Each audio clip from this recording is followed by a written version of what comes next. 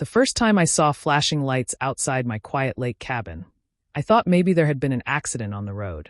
The lake is usually calm, almost too calm, and sirens are rare. But when the knock came at my door, hard and impatient, I knew something was off. 2 officers stood there, looking serious, and behind them, at a distance, was Karen, the self-proclaimed queen of the lake, the head of the neighborhood HOA. Her arms were folded, her chin raised high, and she looked far too pleased with herself. The officer cleared his throat and asked me for my name. I gave it, and then he said words I never expected to hear.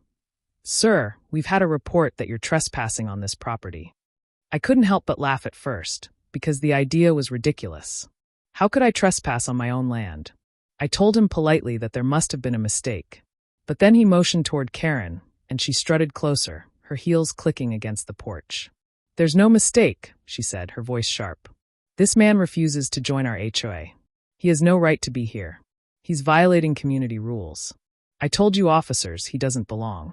Imagine standing in your own home and hearing someone tell the police you don't belong. The absurdity almost made me grin, but I knew the situation could get ugly if I wasn't careful. The officers were doing their job. They didn't know the history, the paperwork, or the drama that had been building for weeks. All they had was her complaint and my calm denial. I stepped back and invited them inside, showing them the framed property deed hanging on the wall. It had been in my family for years, long before Karen and her little club started managing the other houses around the lake. I explained how my land was never part of the HOA. No signatures. No agreements. No rules applying to me. The officers examined the document, nodded, and looked a little less stern. Karen, however, was fuming. She stomped her foot like a child denied candy. "That's not how it works," she shouted. "Everyone here has to join. Everyone. He can't just do whatever he wants." Her voice carried across the yard, loud enough for neighbors to peek through their curtains. I stayed calm, because the calmer I was, the crazier she looked. And trust me, she looked unhinged. The officers finally turned back to her. They told her plainly that I had every right to be here, that I owned the property, and that she had wasted their time. She sputtered, turned red, and started waving her arms, but their patience had already worn thin. They told her to stop calling in false reports unless she wanted to face consequences herself. Now, you might think that would have been enough to shut Karen down. But Karen wasn't the type to back off easily. Her pride had taken a hit, and she couldn't stand the thought of losing control. She muttered under her breath, glared at me like I had personally ruined her kingdom, and stormed off, her phone already back in her hand. I knew she'd be plotting her next move, because that's who she was, someone who believed rules applied only when she made them. Someone who believed power was hers by default. But as I watched her stomp away, a strange calm settled over me. Because while she thought she held all the cards, she had no idea about the truth. She thought I was just some stubborn neighbor refusing to bow down to her HOA authority. She thought calling the cops would scare me into line. She thought she was untouchable. What she didn't know, what made me smile as the police car drove off and the night grew quiet again, was that she wasn't the one holding power in this little standoff. Not at all, because the woman who had just tried to throw me off my own land, the HOA Karen who shouted about rules and control, was living in a house she didn't even own. And the landlord she mailed her rent checks to every single month? Well, that was me. She didn't know it yet. She had no clue she was picking a fight with the very person she depended on to keep her roof over her head. And that secret was going to change everything. Before that night with the cops, the tension had already been building for weeks. When I first moved into my lake cabin full-time, I thought I'd finally get some peace and quiet. The view was perfect. The air was fresh. It felt like freedom after years of working nonstop in the city. But it didn't take long before Karen showed up at my door with a clipboard in hand and a smile that didn't reach her eyes. She introduced herself as the president of the local HOA.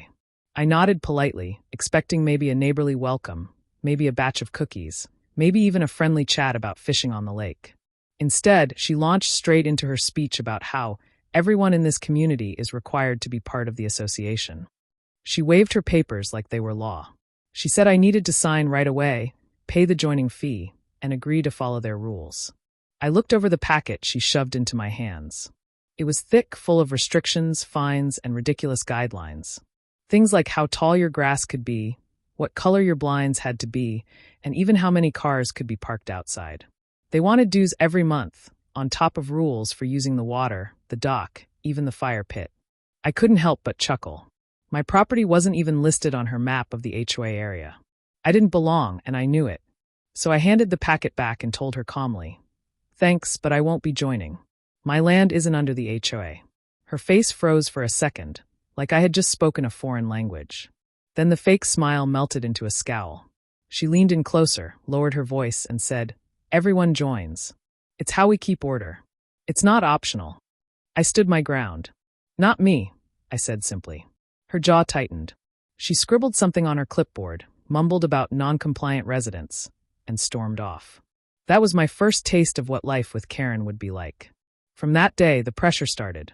I got letters stuffed in my mailbox with HOA letterheads, demanding dues. Sometimes they were polite reminders, sometimes they sounded like threats. "Failure to comply will result in fines," one read.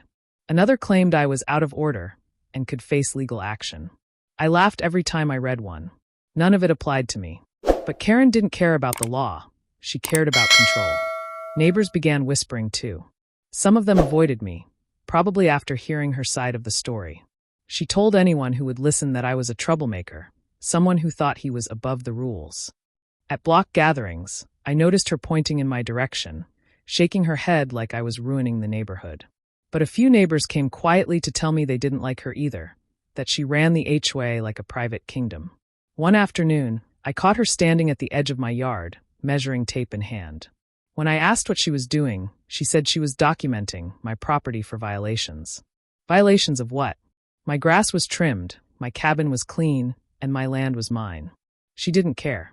She muttered about community standards and stalked away before I could say another word. The more I ignored her, the louder she got. She sent final notices about dues. She threatened to take me to court. She even tried to claim my dock belonged to the HOA. Every step she took just showed how desperate she was to drag me under her control. I kept calm. I knew my deeds and records were airtight. I had proof that my property stood outside her reach.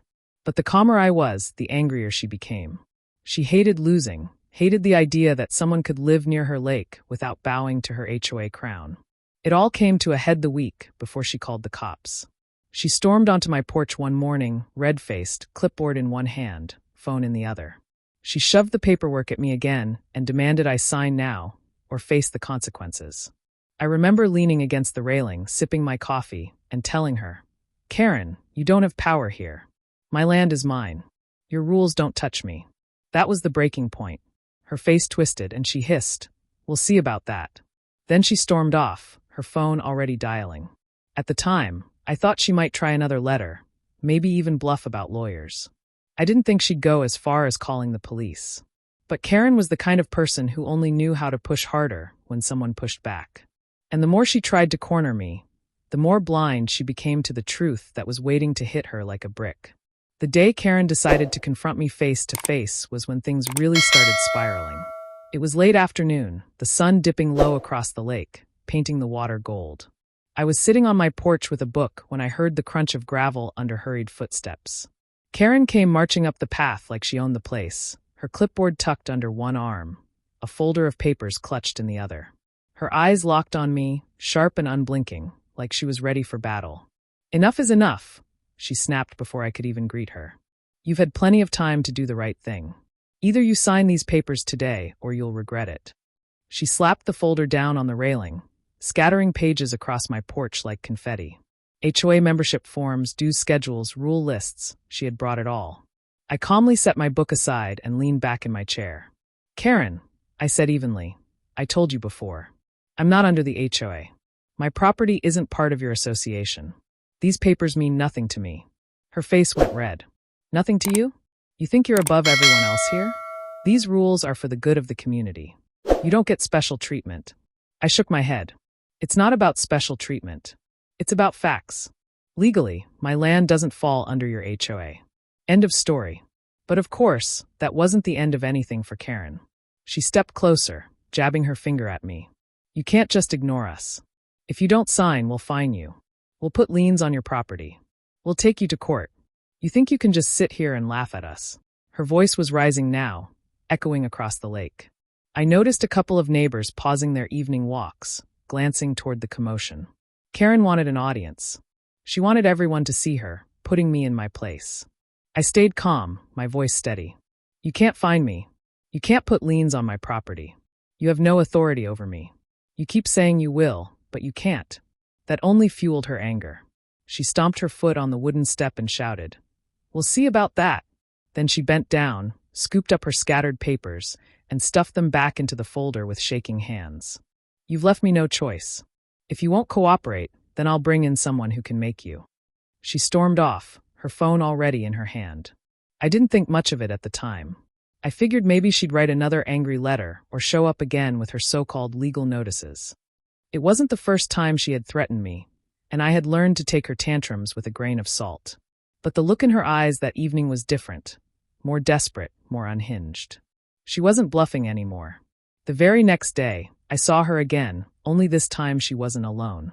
She was waiting by the end of my driveway when I came back from town, talking loudly on her phone, pacing back and forth like a guard on duty.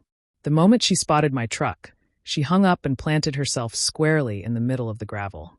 I had to brake hard to avoid hitting her. She walked right up to my window and said through clenched teeth, "You've got one last chance.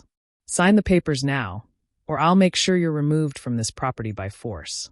I stared at her in disbelief. "Removed? Karen, are you even listening to yourself? This is my land. You have no say over it." She smirked. "We'll see what the police have to say about that." That was the first time she openly threatened to call law enforcement. I thought she was bluffing. After all, what sane person would call the cops and tell them their neighbor was trespassing on their own property? But Karen wasn't thinking straight anymore. She wanted control, and she wanted it badly enough to cross any line. That evening, as the sun set and the lake grew quiet, I noticed her car driving past my cabin again and again.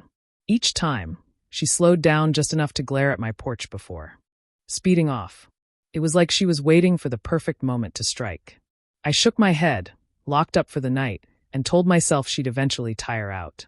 But deep down, I had a feeling she was only getting started.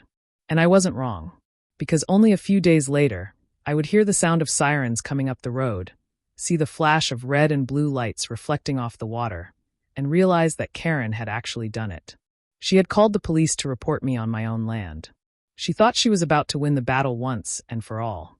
What she didn't know was that she was setting herself up for a humiliation she'd never forget. The night the police showed up, everything felt surreal. I had just finished dinner and stepped outside to breathe in the cool air off the lake when I noticed the reflection of red and blue flashing lights bouncing across the water. My stomach tightened. For a moment, I wondered if maybe there had been an accident on the narrow road leading into the neighborhood. But when the cruiser pulled directly into my driveway, I realized this was about me. 2 officers stepped out, hands resting calmly on their belts. Behind them, parked a few feet back with her arms crossed and her face twisted in triumph, was Karen. She stood tall, chin up like she was a general arriving at the battlefield. I could practically hear the smug tone she was rehearsing in her head. The lead officer approached me and said, "Sir, we've received a complaint that you're trespassing on this property." For a second, I honestly thought I had misheard him. I laughed, not in disrespect, but in pure disbelief. "Trespassing? Officer, this is my land. I live here. I own this cabin." Karen immediately jumped in, her voice sharp and cutting. "Don't believe him. He refuses to follow the HOA rules. He won't pay dues. He doesn't belong here. He's breaking every community law we have." Her words spilled out in a rush, like she had been waiting all day to unload them. She was practically bouncing on her toes, convinced she had finally trapped me. The officers listened, but I could see doubt flicker across their faces. They weren't sure what they had just walked into. I invited them up onto the porch. "Come inside. Let me show you something." They followed while Karen lingered at the bottom of the steps, glaring like a hawk that had just lost sight of its prey. I led the officers straight to the wall where I kept my framed property deed. It wasn't just a copy, it was the original paperwork, with my family's name written across it, dating back years before the HOA was even formed. "This land has never been part of their association," I explained, keeping my voice calm. "I never signed their documents, and I'm not bound by their rules. Karen doesn't like that, so she's trying to force me.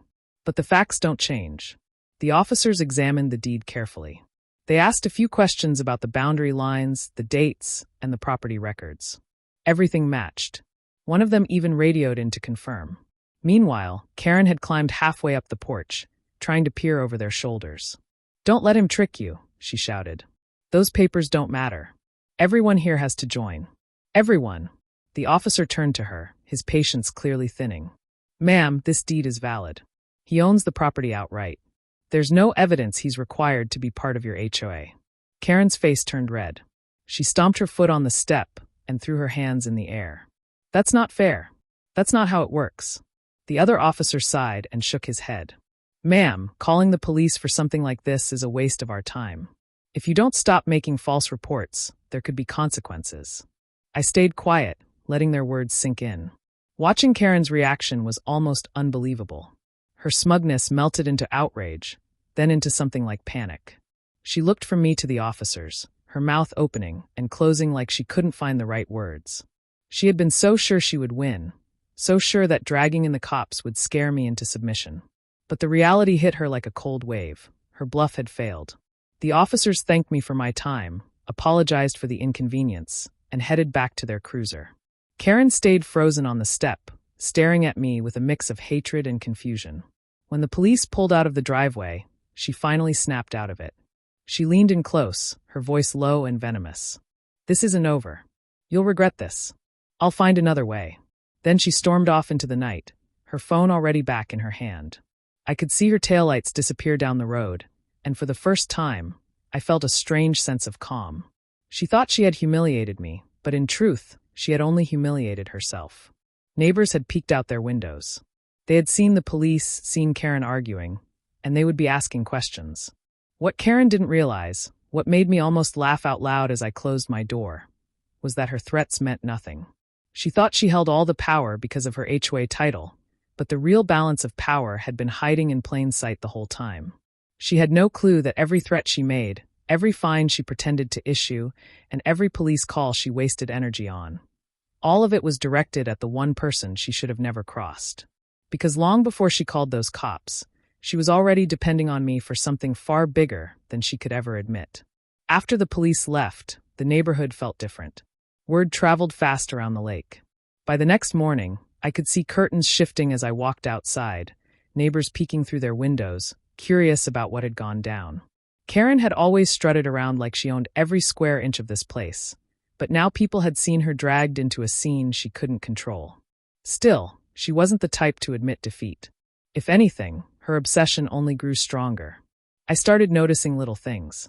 A letter taped to my door with bold, underlined words. Final notice. A flyer stuffed into my mailbox claiming I owed community dues with a deadline. Stamped in red.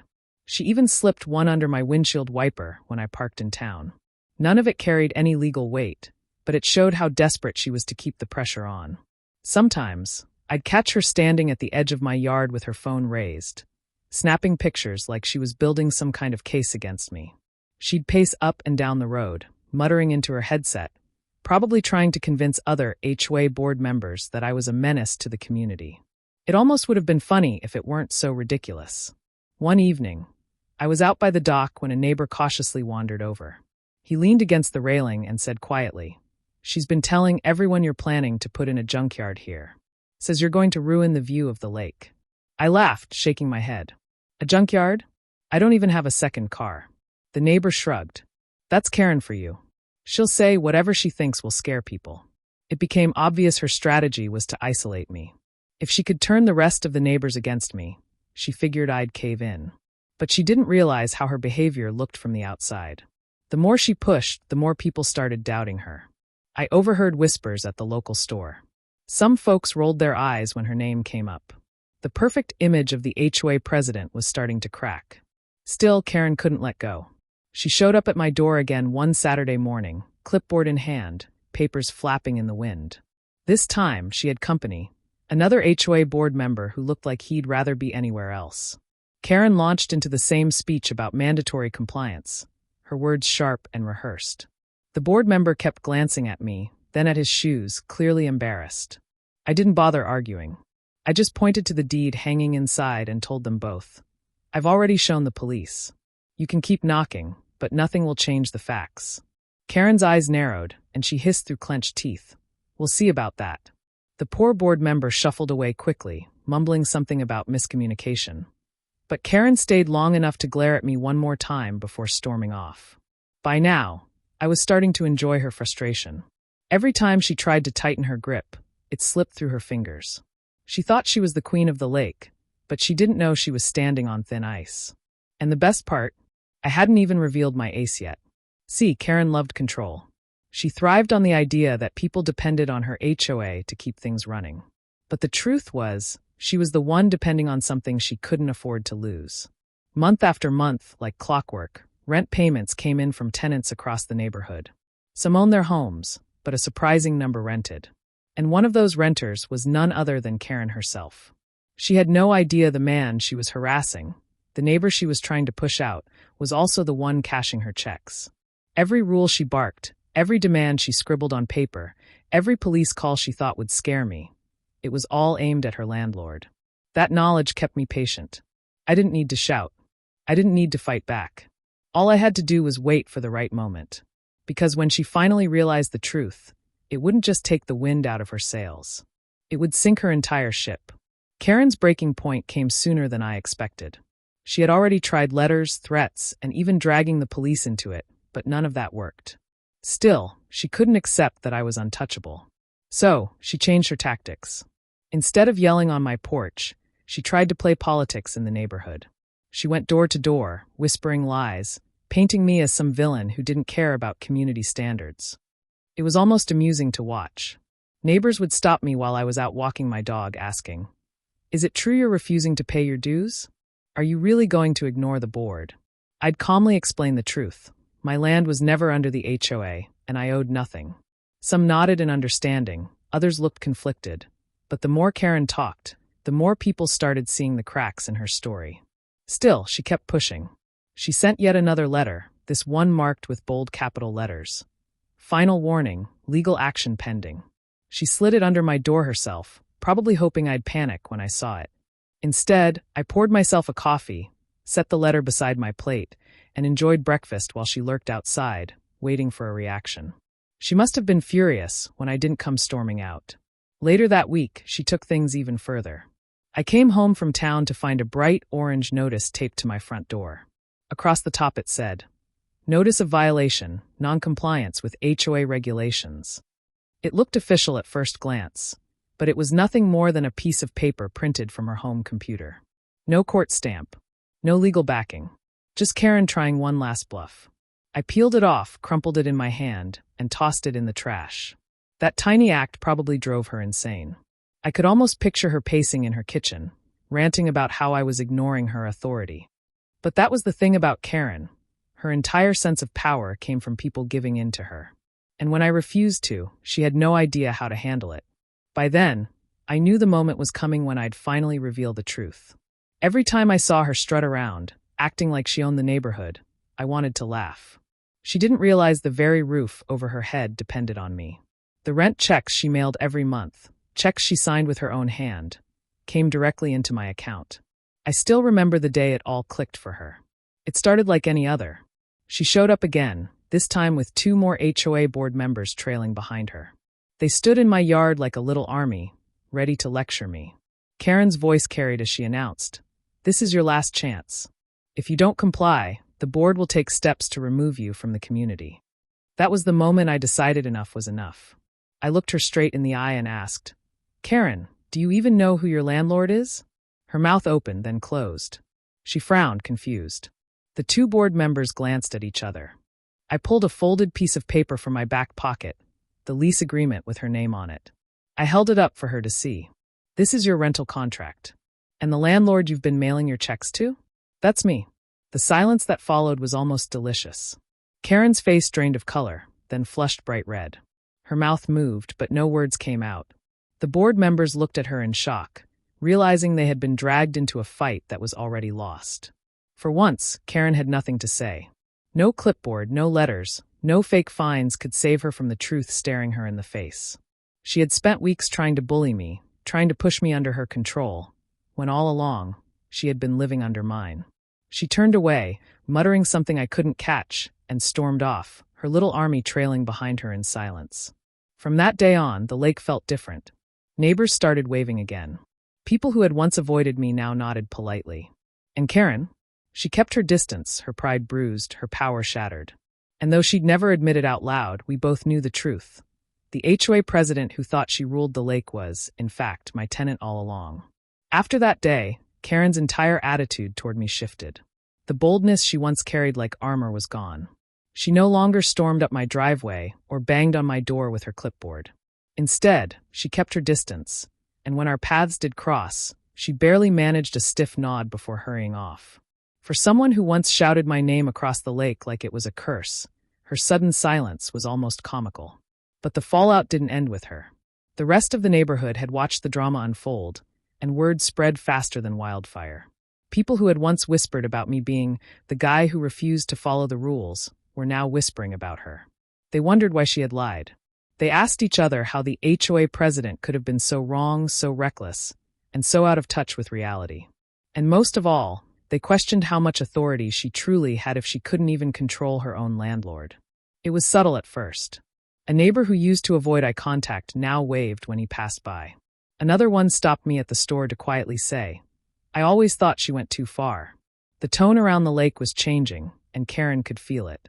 You could see it in the way she walked. Fewer grand gestures, less eye contact, no more loud speeches at the end of her driveway. She was shrinking little by little, and it wasn't because of me. It was because the power she once held over everyone was slipping through her fingers. Still, I knew better than to think Karen would completely back off. People like her don't surrender easily. She tried to save face in small ways. I caught her more than once standing at the lake with her phone out, pretending to take pictures of ducks while actually angling the camera at my cabin. Other times, she would walk past, muttering under her breath just loud enough for me to hear phrases like, "not a real member," or "doesn't belong." It was her way of reminding me that, even though she'd lost, she still wanted the last word. But here's the thing, her last word didn't matter anymore. Not to me, and not to the neighbors who had seen the truth. She had called the police, wasted their time, and ended up embarrassing herself in front of half the community. And when the big reveal happened, that she was my tenant the whole time, that embarrassment became something she couldn't erase. It was almost ironic. The same woman who had accused me of not belonging here was paying me rent to stay.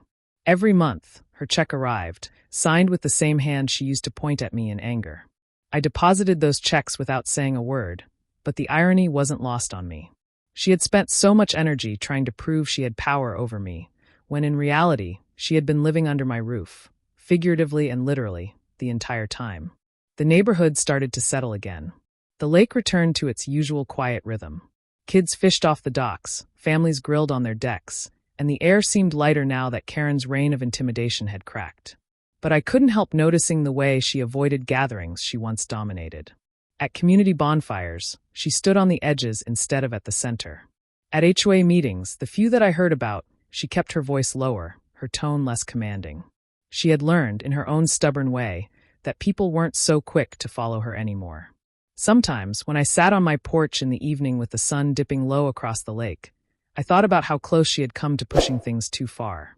If I hadn't stayed calm, if I had lost my temper when the police showed up, things might have spiraled differently. But instead, her own arrogance had done the work for me. She had exposed herself, step by step, until there was nothing left for her to hide behind. And though she still carried herself with that Karen glare, the truth hung in the air between us every time we crossed paths. She could no longer touch me. Not with her rules, not with her threats, not with her HOA. Because at the end of the day, she didn't own me. I owned the roof over her head. It was a strange kind of peace that followed. The same place that once echoed with Karen's endless demands now felt lighter, freer, almost like the lake itself had taken a deep breath and let it out. I could walk down to the dock without feeling her eyes on me, without the weight of her clipboard hovering over my shoulder. For the first time since I had bought the cabin, I felt like I could truly enjoy the space the way it was meant to be enjoyed. The irony never stopped amusing me, though. Every time I saw her mailbox open with letters stuffed inside, or when I passed her driveway and noticed her car parked at a crooked angle, I remembered that she was still paying rent to me. She was still living on property that I controlled. And each month, when her rent payment cleared, I couldn't help but smile at the thought of how much it must sting her pride. The woman who once shouted about rules and respect now quietly funded the man she tried to run off. The neighbors noticed, too. They weren't blind. One day, A man from down the street walked past as I was mowing the lawn and said, "You handled it better than I would have." She had it coming. That simple sentence said more than all the whispers I had heard before. People understood now. They saw Karen's behavior for what it was, and more importantly, they saw the truth about me. I wasn't the outsider. I wasn't the troublemaker. I was just the one who refused to be bullied. Even the cops who had come out that day seemed to remember. A few weeks later, I bumped into one of them at the grocery store. He laughed when he recognized me and said, "You'd be surprised how many false calls we get from HOA disputes. But yours? That one takes the cake." We both chuckled, and he shook his head as if to say Karen had wasted enough of his time already. Life started to slip back into a rhythm. Morning coffee on the porch. Evenings spent fishing at the edge of the lake. The cabin became the sanctuary I had envisioned when I bought it, not a battleground for someone else's control. And yet, there was always that quiet reminder in the background. Karen was still out there. Quieter, yes, but not gone. She had shrunk into herself, licking her wounds, but every once in a while I'd catch her glance. That same glare she used to throw at me, but softer now, almost like she wasn't sure how much ground she had left to stand on. One evening, as the sun dipped low and painted the water gold, I saw her walking with a couple of neighbors. She didn't speak loudly the way she used to, didn't wave her arms around or point toward my cabin.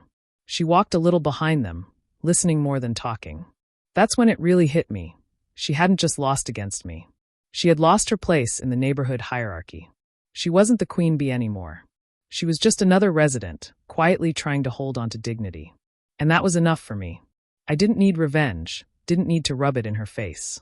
The situation had played itself out perfectly, without me lifting more than a finger. All I had done was stand firm, tell the truth, and let her expose herself. The rest had unfolded naturally. Now, when I sit on my deck at night and hear the gentle ripple of the lake, I sometimes think back to that first day when Karen showed up with her papers and demands. She thought she was the one in charge. She thought I was just another neighbor she could push around. But she didn't realize that the ground beneath her own feet was mine all along. And no matter how much noise she made, no matter how many threats she threw, she could never change that simple fact. The lake is calm now, the air lighter, and the story of Karen has become more of a whispered reminder around here. A reminder that control is only an illusion, and sometimes the people who shout the loudest are standing on the weakest ground.